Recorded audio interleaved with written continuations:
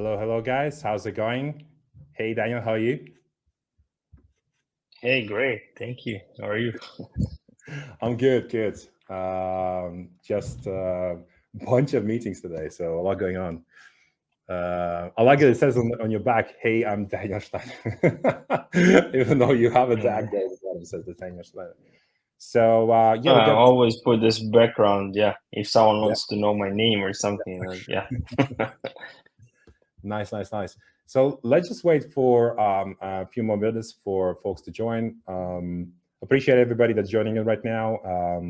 We announced it, I believe it was on Monday, that we're doing a quick webinar together with Daniel, who is a legend in the durability space, tuning in out of Tel Aviv, sunny Tel Aviv. I've been there a few times myself, having worked for a bunch of companies. Yeah, and durability, of course, is always a hot topic. So very excited to be sharing the stage also with other people. And so this is actually streamed on quite a few platforms. So LinkedIn, YouTube, etc., I believe also on Twitter, and is recorded, I believe. I'm just going to check now. I think, yeah, it is recorded. I think it is recorded. Excellent. So should we just dive right in, Daniel? Sounds good. Yeah, I'm ready. So awesome.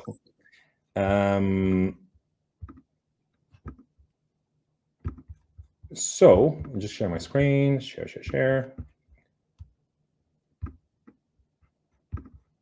Settings. Sorry. And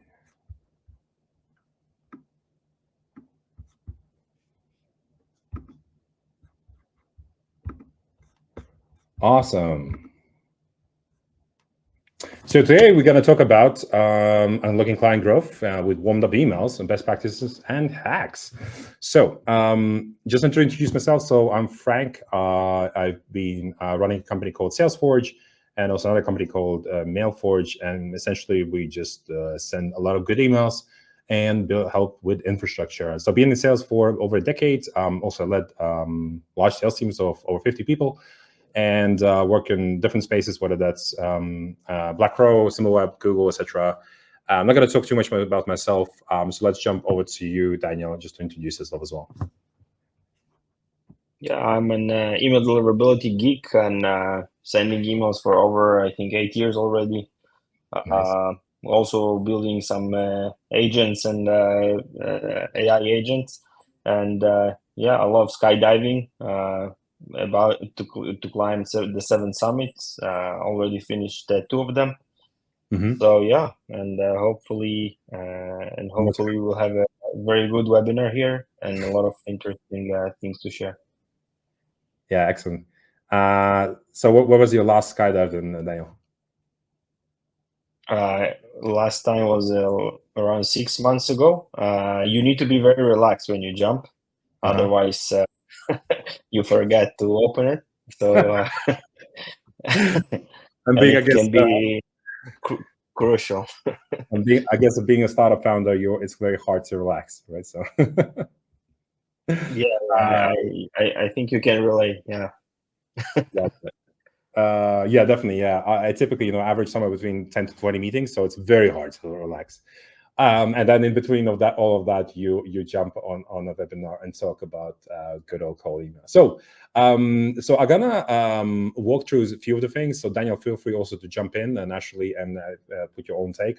Or if you want to add some insights on particular slides. But cold email, so from what I've seen so far, and when I talk to typically hundreds of customers all around the world about cold emailing, typically you kind of bump into the topic of naturally leads, and targeting the right people is like super important, right? Because what's the point of sending sort of emails or having great availability if you're just targeting the wrong people? So leads is just something that's huge.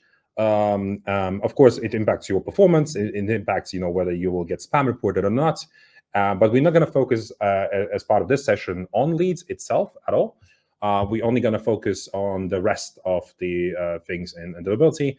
Once you got your leads, right, when you have done your targeting and you have gotten your leads against your ICP, typically the next thing becomes, okay, you really need to start scaling. And when you scale, you also need to think about sort of staying out of spam at scale. And the reason why scaling is so important is simply because there's, at any given time, I believe the stat says that only 3% of the people that are in the market for what is it that you're actually selling.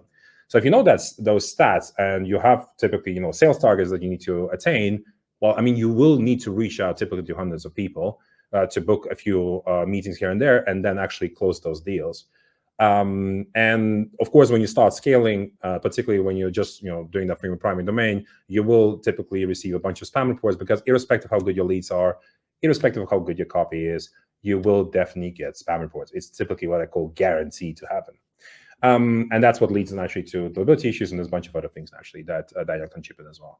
And then the final thing that you can basically sort of a huge part in deliverability is the copy, and what's in the copy, what's the content, what are the links, and many other things. So yeah, these are the three things that I typically discuss on sort of what I call the three sort of pillars in here. Daniel, anything else that you would typically add, or you have seen, or that you're discussing typically very frequently? Yeah, so I would say right now the world's shifting to the direction where the cold emails should be very targeted, and then you have to send less, and then you have a few benefits. First, you have you much more satisfied because you have less deliverability issues. Plus, if you do some, I think in this presentation we'll talk about it. That if you target the right people, write the right messages to these people, you get much more results. So yeah. Gotcha. Okay, awesome. So so maybe on the scaling part, right? So the second image, when we looked at scaling, so a lot of people, when they scale, and maybe back in the day, sort of maybe 2 years ago, a lot of people just, when they thought about scaling, they just started to send hundreds of emails, maybe sometimes thousands of emails from a single mailbox. And that was maybe the case, and Gmail, maybe Outlook allowed to do that. But these days, due to some of the mega trends that we would see in the space, which is more and more emails being sent over the years, and there's more and more bad actors that are sending essentially ransomware. There's phishing attempts, of course. And what happens naturally is that Gmail and Outlook start to introduce restrictions. And what typically then happens is you start to reduce volume per mailbox due to Gmail and Outlook sort of penalizing you. Now, typically the whole industry, or most of the industry, typically would say, okay, you should be sending about 50 emails per inbox or per mailbox per day. But according to you, Daniel, I believe you can send a lot more emails, and using, I guess, Warmy, or using sophisticated, essentially, deliverability tools. Can you maybe elaborate maybe on this part, how you're able to achieve that, why you're able to send more? Like, what does it have to do with? Yeah, so I think it's like a myth that you can send only 50 emails per inbox per day. It's like a benchmark, and it became like a Bible. But in general, the email provider can allow you to send much more, right? So in Gmail, you can send G Suite, you can send 2,000. If you have your own, your own infrastructure, you can send as much as you want.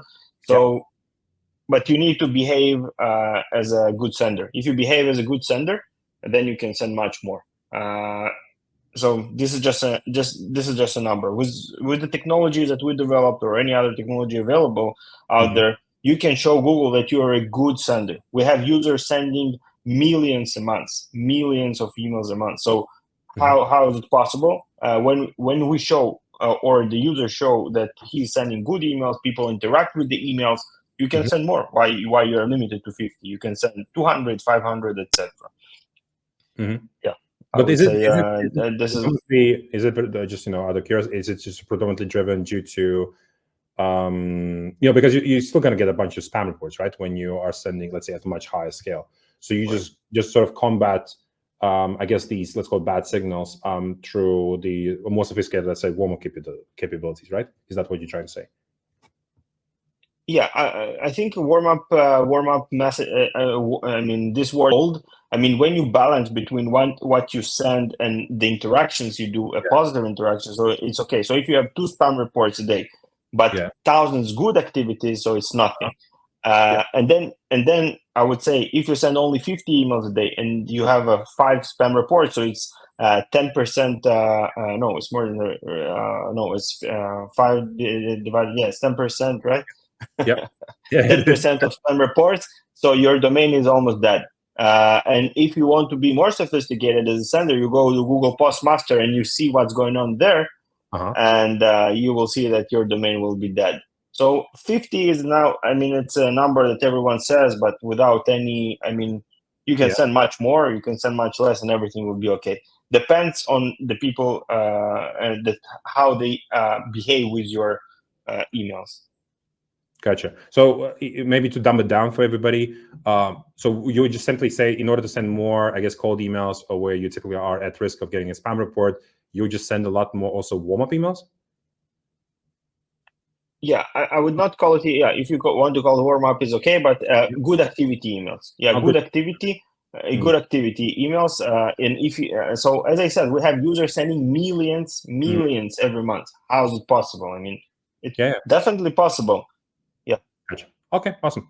All right, so so we kind of talked about the benchmarks and how many emails the industry typically would recommend, how many more you could send, let's say, through Warmy. But typically, then if you are a cold emailer and you send a lot of domains, email deliverability is typically tracked on the domain level, and typically we recommend setting what's called secondary domains. These are also called burner domains, essentially. Parallel domains, a lot of different names, but typically it's not recommended really to do subdomains. However, subdomains are totally fine, from what we've seen, to use as part of the inbound motion. So let's say you have a newsletter running, and let's say it's part of your company. So instead of setting a separate domain for the newsletter, you just set a subdomain. You could newsletter.tesla.com and kind of use that as a subdomain to send out. Now you can kind of chip in here later, Daniel, on this. But yeah, we don't recommend sending essentially emails from the primary. I have not yet seen an example where, I don't know, you have a rather sort of fresh domain, or your startup, let's say, you don't have, let's say, domain age, and you've been able to successfully send large volume of emails. But naturally, if you're somebody like Salesforce.com, etc., you can probably send a lot of emails, right? Because most of those emails don't get reported as spam. And then you can set up a bunch of these different domains, being secondary domains, through registrars, right? Like GoDaddy, Cloudflare, etc. There's also something that we release, Mailforge.ai, which can help you do in about 5 minutes. But we typically don't recommend setting up sort of a lot of mailboxes per domain. Simply sort of keeping the volumes low on per domain basis. And again, so something that typically the industry would recommend is just sending about 50 emails per inbox per day, 20 for warm up and about 30 for cold. Now, a lot of people that I know in a lot of different communities, they actually start to reducing the number of cold emails even down to 20 for various different reasons. Again, it's very hard to sort of to give what we call proper guidance, because naturally Gmail and Outlook, the two main email service providers, will never tell you how to circumvent any of their policies, or how to kind of improve your deliverability rates. But yeah, Daniel, anything that you'd like to add here? I would say I just need to explain why we send less or connect less inboxes per domain. Because we have four things that impacts on deliverability. First is the message itself. Yep. Second is the mailbox under the domain. So if you work for the company for 10 years already, and new employee coming to the company, your deliverability as an older employee will be better. So this is the second thing that we figure out that impacts. Third is the domain, and fourth, the IP. So if we talk about these four things, if you send less emails per domain and connect less inboxes per domain, then you put your domain under less risk. But finally, it's a business decision. Okay, it's a business decision. If you want, you can connect hundreds of mailboxes under one domain, and you want to blast in one day everything, and you don't care. So why you care about it? So it's a business decision. It's mainly what we see here. It's a business decision. But then, yeah. So, but then you need to calculate your But I guess, like you mentioned, Daniel, so it has to do less about actually how many emails you send, but more about, I guess, how many actual spam reports you get, right, on X number of emails that are being sent out, right? So You And from reduce what the I see, risk per domain. This is what you do here. Sorry, yeah. yeah. I think it's very hard for anybody in the industry to talk about spam rates and a few other things. It's much easier if you just say how many emails roughly you should be sending out, right? So just Definitely, yeah, because, definitely, yeah. you're sort of on the same page, and it's less discussion essentially to be had. But it's quite complicated actually. What goes under the hood of 30 cold emails essentially. But yeah, Right. like IPs, spam reports, and a few many other things, bounce rates, all that stuff. So okay, Yeah. cool. So once the infrastructure is set up, so right, we've got the, you want to warm up the infrastructure. So this is where I'm going to leave it to you, Daniel, to kind of, kind of jump on this email validation. So making sure, when you are sending emails, you don't have very high bounce rates. Typically, what we're seeing is you want to keep your bounce rate below 2%. And then, yeah, like you mentioned, copy, and also mentioned copy. Essentially, more of the static copy that you send out, the more problems that we're seeing typically. And just today, for example, I went through my spam folder, and a lot of emails have, there was a label by Gmail essentially that says similar messages have been found, have been marked as spam in the past. So essentially, the more of the same content that you're sending across, more and more people, the more problems you will have. And essentially, Spintax allows you to essentially randomize the content.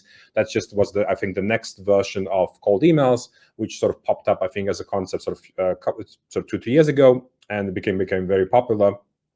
But with all the stuff that happens just in the AI space, you're able to actually do what I'll call sort of unique computations, actually craft a unique email to every single recipient. And that's what I would say probably is what we call the pinnacle of copy, right? If every copy can be unique at scale. But yeah, Daniel, would you like to add maybe more about why just the domains need to be warmed up? Why you can't just send emails, I guess, from day zero? Yeah, so we made a few researches. You can buy a domain, send immediately cold emails, but Okay. after a few days, your domain will die. You can send you can send always. You can send without warming up, nobody will block you, but you can buy a domain, connect to an email account, and start sending emails. After a few days, everything will go to spam. You can try it, and it actually works if you don't care about, long-term relationship with your domain. But why you need to warm up? When you buy a new domain, actually it's listed on some block lists, and these spam filters look after you. And on the first months, nobody knows about your domain. And if you start sending cold emails, or people start mark you as a spammer, or people are not responding to you, nothing with your emails, your reputation goes down, and you will immediately go to spam and all the emails afterwards. So first, if it's possible for you as a business to wait at least 1 month after buying a domain and warm up this domain. What does it mean? You slowly start sending emails from this domain. Start in the warm up process. You show positive activity on your domain. If you can even start sending content in the warm up that related to your actual sending, it will help. Google not recently, I think a few months ago, posted an article that they start analyzing the content in your email. And it's very important when you start interacting that you don't, talk about shit in your warm up, but you talk actually about what you're going to send. If you're a finance business and you start, a relationship with different other accounts about finance, it will help a lot to increase the reputation of your domain. And not only a domain, if you have your own IPs or your IP reputation, etc., etc. So Google or Google or Outlook or wherever start accepting your messages, and we saw a significant difference when you do these interactions in the topic that you are gonna send and in the language. So we saw a difference of around 7% of final, open rates or reply rates when you do the warm up in the language that you are about to send the emails, versus let's say you warmed up in English, but then you send the content on French or other language. So all this you start showing actually the warm up process is showing showing the spam filters, etc. All these companies, there are a lot of companies doing analyzing what you're doing. Showing that you are actually a good sender, you are going to send good emails, but can kill your domain is if you're sent to not to the right prospect and they mark you as a spammer, and actually this can be very very bad for your domain. Cool, thanks for that. All right, I think we touched upon actually quite a few things already that you just summed up. But these are essentially pretty much the 5, I guess, points. I'm not going to kind of go through them too much, but it's pretty much what you summed up in 5 points, and let's just move on to the next section. So there's just one slide on kind of Warmy, and I know you do a lot of kind of different things. You already touched about languages, touched about kind of particular topic. You also mentioned you connect to Google Postmaster. Maybe that's something that would be good that you mention what it is and why maybe that is important. Yeah, you maybe feel free just to maybe just mention like a minute or so about this. Yeah, so I would touch the Google Postmaster thing. So if you're a heavy sender, heavy cold email sender, whether you are doing cold emails, I mean, for your B2B business or B2C as affiliate, for example, or any other sender, you want to connect to Google Postmaster, which is a free tool from Google to show you your domain reputation and IP reputation. And this is actually impacts a lot on your deliverability. If your domain reputation goes, I mean, medium or low or bad, you can immediately know that probably your emails will go to spam. What we developed actually is we connected directly to your Google Postmaster. We connected to the heart of the deliverability doctor, and then we don't need your information from you anymore. So we take all the information from Google Postmaster, which has a lot of information, and then we analyze with our machine learning algorithms that we developed, and accordingly we fix it with our warm-up process. So it's not just sending back and forth, and pray that something will happen. The same as sending cold emails. You don't want to, I know this phrase, spray and pray. You want to be very targeted. You want to send to the right people, the right message on the right time. The same thing we are doing in the warm-up. We analyze what is the problem. I mean, the brain analyze what is the problem and fixing accordingly. If you have a problem with Google, for example, we know how to fix the problem with Google. If you have with Outlook, the same thing, etc. And and we are focusing only on the deliverability problem, which is crucial for the success of cold emails. And it's not an easy problem because it's a black box. And we are almost 50 people in the company, and half of the people only doing the research, how to solve it, how to develop things that will always try to improve the deliverability. And this is an interesting problem, and this is what we develop all the time in Warmy. Cool, thanks for that. I guess this is just kind of goes into the Spintax example. If somebody's not familiar, this is just a random UI that I found on the internet. So essentially, you want to make sure you're not sending the exact same email to your prospects, and you want to sort of randomize what you're saying. So, for example, hey, hello, or hi. For example, you're saying the same thing essentially. You're saying hi, you're greeting a person, but you're saying using different words. And typically, at least 50% of the content has to be Spintax. This is something that I recommend. You can also do a bunch of sort of A to Z testing, which also improves that. But essentially, the less of a static content you have, the better your typically the deliverability rates. And one thing that I don't advise to do is like hope your week is going well. So yeah.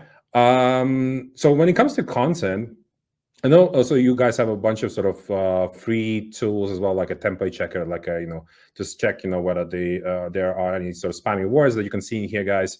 But if you are just running essentially brand new campaigns, and you can, when you are crafting like a new copy, essentially, you want to make sure you are sort of pasting that into a tool like Warmy, etc., just to check whether there are any sort of spam words, any words that could essentially trigger spam filters. You also want to check how many links you have, etc. So don't bomb essentially your copy with unnecessary stuff.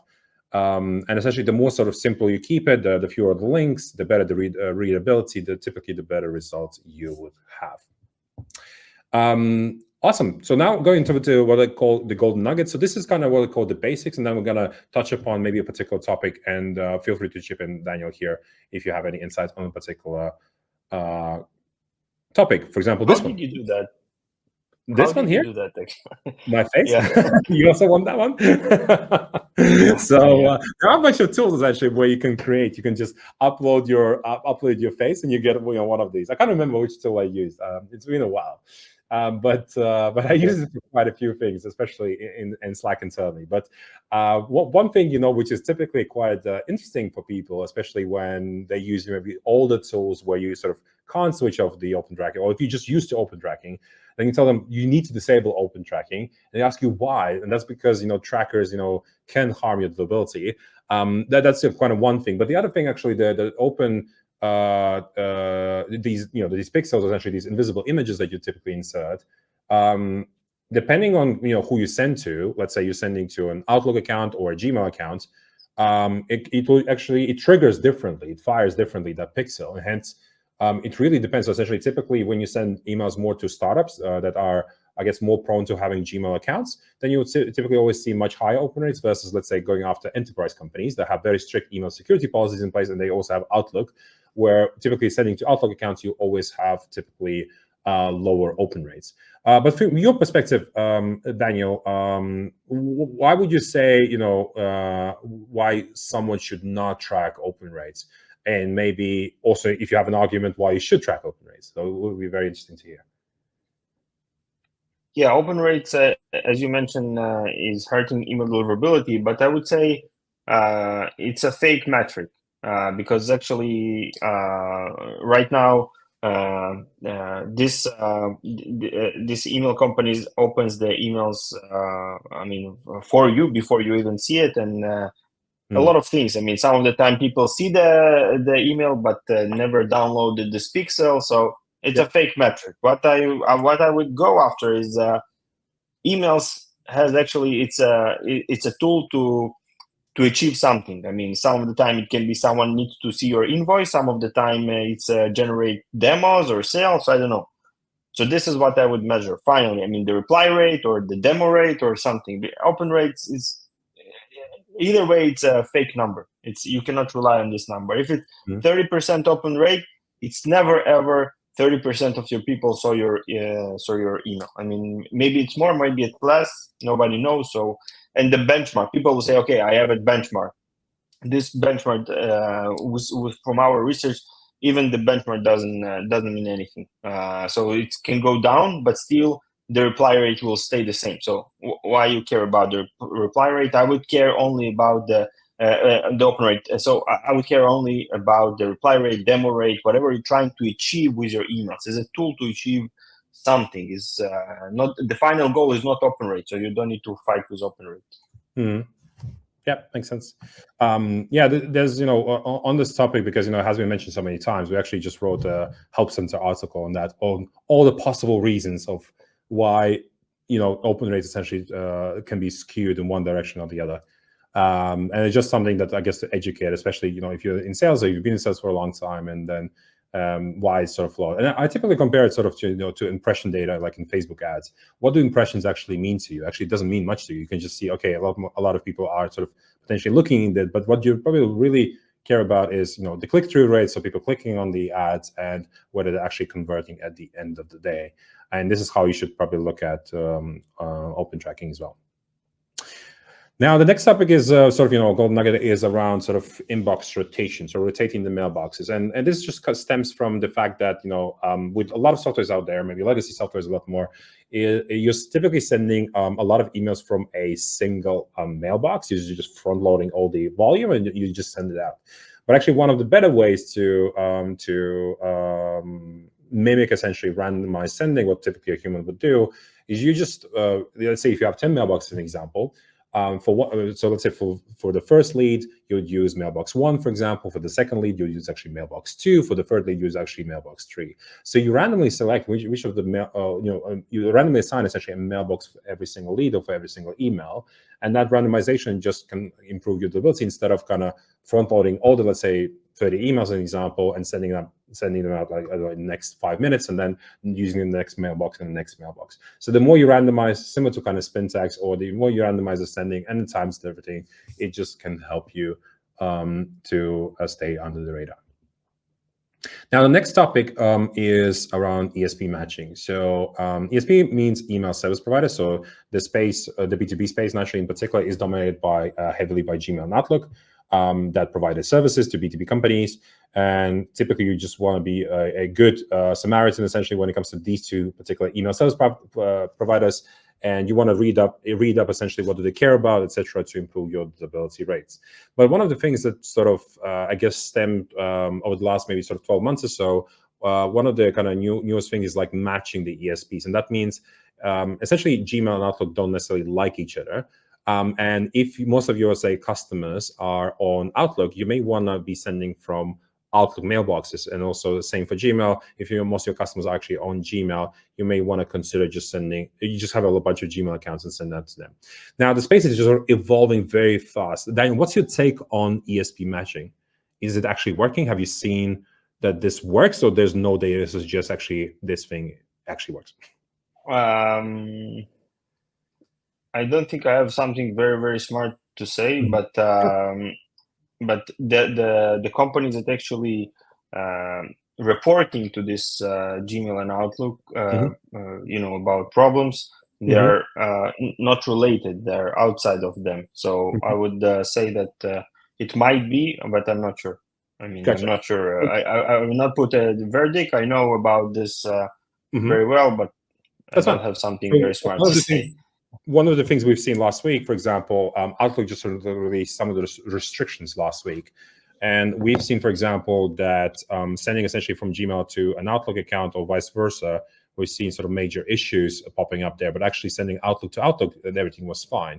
So that's just an example. Whether that was a blip or not, it still is to be seen. But you are seeing sometimes things like that, but nothing, there's no what I would call hard evidence to suggest that, sending from Outlook to Outlook is definitely better. The same with Gmail to Gmail. But naturally, if I would, let's say you work in the Gmail team, and essentially any email that arrives outside of Gmail, I have no visibility sort of, into that, because I don't own naturally that. I can't see naturally that mailbox, right? So if it's arrives outside of Gmail, so it arrives from Outlook, it maybe arriving from Yahoo or SMTP server. So of course, you would just expect that they will be just slightly more cautious, or there's more checks that are being run in the background. But yeah, personally, we have not seen very strong data to suggest that, but it's something, if you are setting up for the first time and you have to choose Gmail Outlook, then just ask your customers, essentially, is what I want to say here. Now, I think we covered this, but essentially spam word checking is definitely what you want to do. So I'm gonna outline here. I think we mentioned one of the slides, but essentially, again, goes with the copy. Make sure you just check your copy, especially the first time. Train your brain not to say, sensitive words in the email like free or, I don't know, Nigerian prince or whatever, right? Also may trigger spam folders these days. But just sort of train your head not to use sensitive words in email going forwards. Now, maximum 3 emails in a sequence. So of course, there's a bunch of email sequence tools out there. But sequence actually means, having 3 emails or more emails essentially being sent out. And with this code, I'm not going to essentially, what I'm trying to say, send just maximum 3 emails in a sequence. The reasoning of why you should send, 2 or 3 or 4 or 5, essentially the probability of a reply after the 3rd email is just typically too small to warrant essentially sending another email. You're better off using essentially the capacity of a mailbox to be sending out emails to other prospects. But the second reason, which is typically the much better reason why you should not send more than 3, and sometimes actually some people say it's even 2, is just to reduce the number of spam reports that you essentially get against the domain, right, that you're sending it out of. Because I know that there's still companies out there that send like 10 emails in a sequence. And I just don't recommend doing that. You're definitely very high likely to be getting a lot more spam reports because of that, right? So typically what I recommend is, send 2 or 3 emails as part of a sequence over typically a span of 2 weeks. And then if the prospect did not opt out from your list and did not reply back to you, then re-engage after a quarter. Because one of the biggest problems in just generally outbound sales is the timing. When's the best time to actually engage with your prospect? And even though there's a lot of what's called trigger data when it comes to leads, etc., It does not apply to all industries, and it doesn't always work. So I just say, you reach out to a prospect and it's your ICP. There's no answer. Most likely, it's just not a priority right now. Reach out again after a quarter. So reach out essentially once a quarter, and essentially over the course of a year, you reach out 3 to 4 times. And this will allow you to essentially maximize your pipeline, essentially, that you're generating for your business. The next thing is sort of around something totally different. So, which is optimizing kind of these fewer bits. So fewer bits meaning before even the person opens up the email. So typically, actually, the person sees in a lot of the cases what is the subject line naturally, right? And the preview text also in the email. And there's a lot of sort of chatter out there about subject line.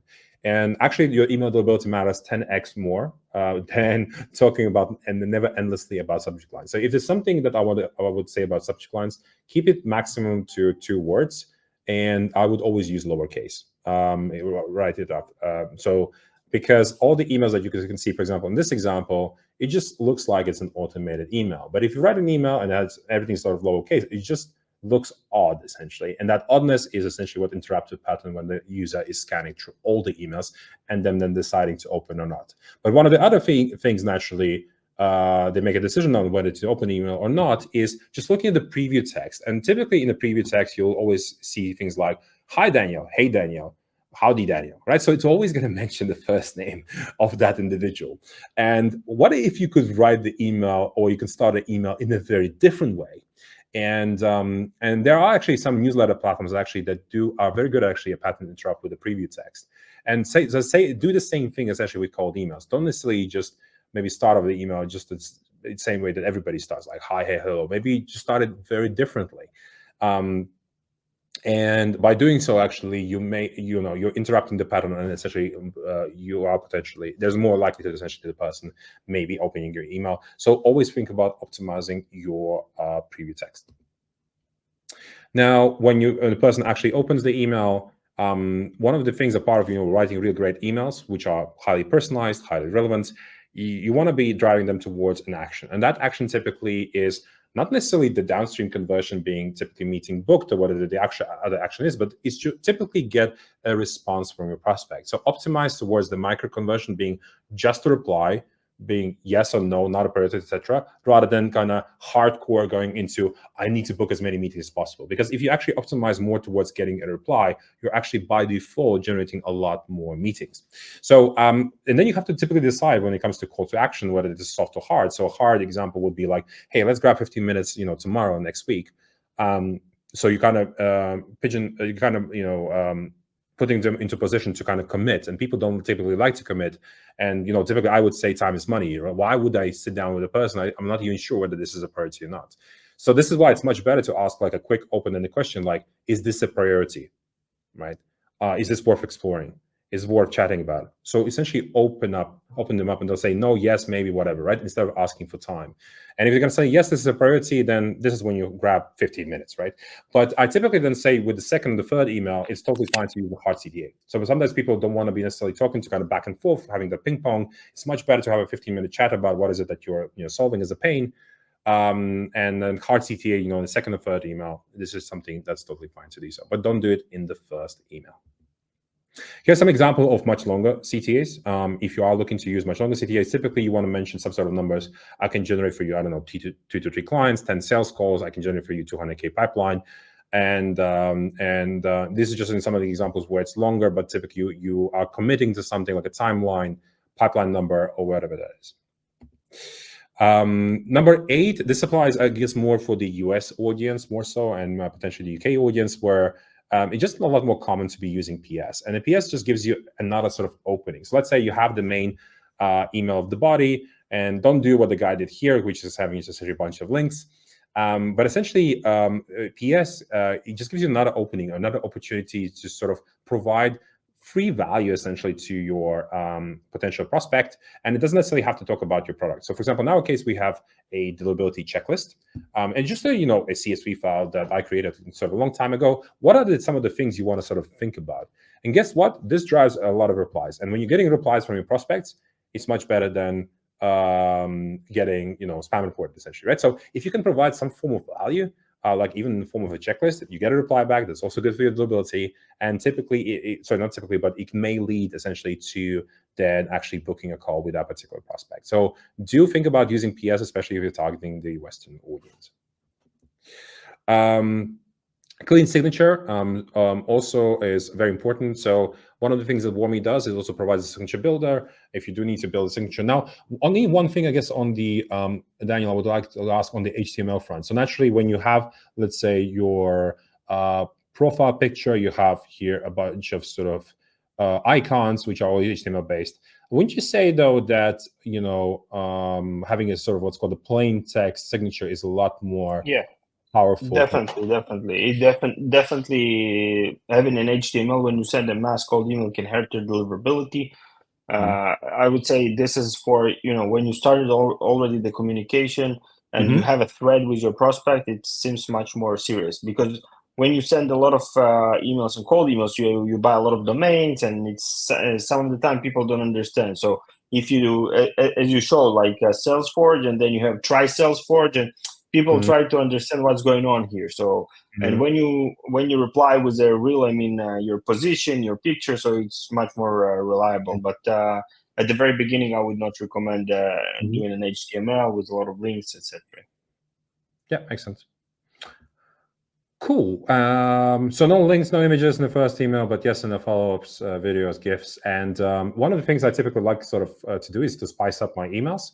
And here's an example of sort of spicing up an email. So here's a guy named Cedric. Cedric is just a cool dude in sales, and I just used him. And it's pretty sort of, it's an older sort of image that I used from June last year, actually. But essentially, you can craft what I call programmatically unique sort of memes, GIFs, etc., to your prospects.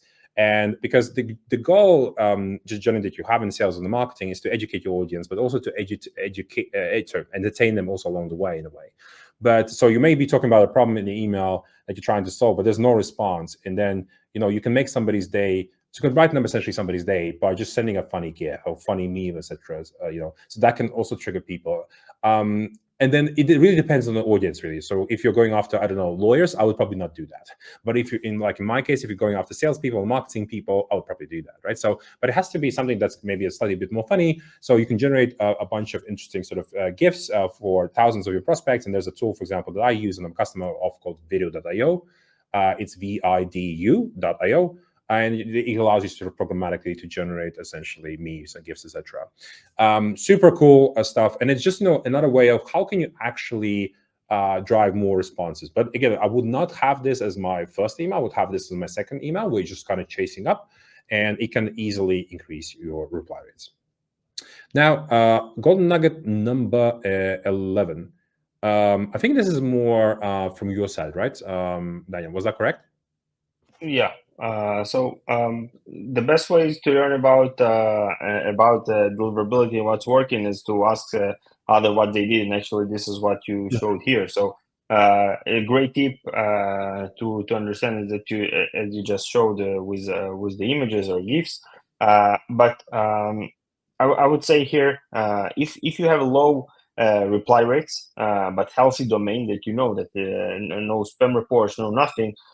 So it probably is the content that you need to improve. Okay, so how you want to test the content, we will show in the next slide. But yeah, so if your domain is healthy, your IP is healthy, but nobody is replying to you, so a few things might be the reason. First, maybe you are not targeting the right people, or your message is not something interesting, is not attractive. So this is what I would change. And on the other side, if you do a placement test when you send, I know, maybe you send to your friends, or you use some tool to send an email and to test where your email message is landing. But if everything goes to spam in this case, and nobody is seeing your message, so you need to go backwards and check what is your domain reputation. Then you need to check your message, and if everything is okay, so probably your domain is dead, and I would or fix the domain or buy a new domain. Yeah, makes sense. So here's, you know, you don't want to be this person essentially. And so I will say, you know, when it comes to, you know, how long should be my emails. And interesting thing I found out just from running millions of emails in my life, is that, and also looking at our customers, is that typically, when you're targeting, like folks in the US or in the UK, you want to keep it sort of short and snappy. And typically, I would say, maximum 50 words. Like write like a CEO would write, right? You're very busy, you don't have much time. Right, just maximum of 50 words and kind of constrain yourself, kind of try and get to that level. But interestingly, there are also markets like, for example, Germany is an example. Germans love really long emails for some reason. And actually, they're less likely to respond if you have very short emails. But if you have very long emails that really explains why you're reaching out in detail, then actually I've seen in the past with customers I used to work with that actually generates a lot more replies. So it's really kind of market dependent, I guess, ICP dependent, but also, the other thing, naturally, in the US and UK is because most people just get a lot more cold emails, and typically because a person only spends about 6-7 seconds to scan through the email on average, you want to kind of keep it short and snappy. You want to kind of get to the point as quickly as you can. Typically, I would say, I used to have this guy called Ryan from Australia. He used to say, no pain, no gain, no demo train. So essentially, really double down on the pain and why the hell you're reaching out to me. What is the pain that you can solve for me? And you don't necessarily have to talk about the solution that you're selling in that first email. That could be the second actually email, and some of the case studies maybe, or some of the proof points that you'll maybe want to outline. But in the first email, just tell me why the hell you're reaching out and what is the pain, what is the problem you can help me with. And if the person replies back, then you can say, hey, okay, this is how we're actually solving that for you. And the other reason kind of, why you don't necessarily want to be having sort of, long ass emails essentially is that still majority of people just read the emails on the mobile device. I also read a lot of emails on the mobile device, especially when I'm on the go, in the car, I guess, or whatever. And when you're writing an email, you can kind of send it to yourself, to your and just check it on your mobile device. Does the whole actually message fit on the screen, right? So here we got a guy named Nabil. Nabil just sent me an email saying that he wants to work for us, and it just it was a perfectly sort of crafted email. I know it's a bit lengthy, but it did fit into the whole screen. I didn't have to scroll. So essentially, if you're not scrolling, it's really good. And then the last gold nugget, essentially, if you want to check your deliverability, you want to be doing it consistently, so regularly, weekly basis, typically, and you can use Warmy as a tool to do that, and does a bunch of deliverability checks just to make sure you're always it's always good. And I think you can also do that via API, right, as well. Correct. Yeah, cool. So for any sophisticated folks out there, if you love API, and I know there's a lot of people that love API and they would love to check the domains sort of in the health of those more programmatically, then it's pretty cool that there's an API functionality as well. And that's it. Thank you so much, Daniel, for joining. Any final words that you would love to tell to the audience? Yeah, I think we have a question here. I want to tell, a few things about how spam filter works or these companies, what they do. There are some. I attend every deliverability company that there is in the world, and I will tell you how does it work. There are companies making a lot of money, but how they make the money? They waking up every morning and thinking how I create a fake email address that someone will think it's a good ICP, and I will send him an email.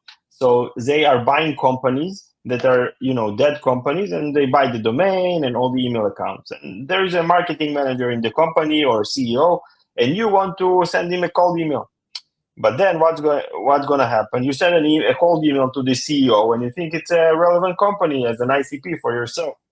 But actually, you landed in a spam trap, and this is the name of it. It's a spam trap. And when they detected, this is a guy from, I don't know, you sent from Try Salesforce IO or what you just mentioned, and they said, okay, this domain is shit. He's sending cold emails because I am not existing. It's not a real person. And this is how everything started. And you showed that you need to verify your email addresses, and this verification actually need to find this spam traps. But these companies are very, very sophisticated when they're creating spam traps, and the verification tools not always can detect it, obviously, because they are very, very sophisticated. They can create fake LinkedIn accounts, etc. And then when they detected your domain as a spammer, they report to Google and Outlook, and they pay a lot of money to these companies. And there are, I think, tens of companies at detecting this, creating the spam traps. And I always try to understand what they're doing there. They don't reveal, but they, some of the time can tell you. We buy some companies or domains, I mean, from real companies and that they're not existing anymore, creating LinkedIn accounts. And it's interesting. So they're very creative how to create fake email accounts in the world that you think it's a good ICP you send, and actually you land in the spam trap. And in that point, you probably will kill your domain and you can throw it away. Yeah, makes sense.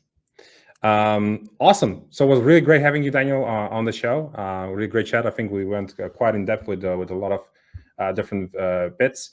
Just looking here whether we have any other questions here. Just somebody asked, "What's a TAM company?" TAM means just total addressable market. If anybody's wondering what that is, they just came from YouTube. Then just checking other questions.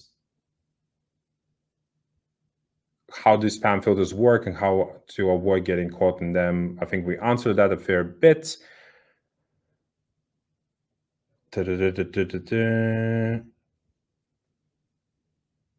So somebody's asking, Justin, in the end is asking, does MailForge help with deliverability or does it need to be paired with Warmy? So yes, you can get MailForge and a bunch of domains and mailboxing. You can plug them into Warmy. Yes, you can do that because MailForge is just an infrastructure product. It does nothing on warming front.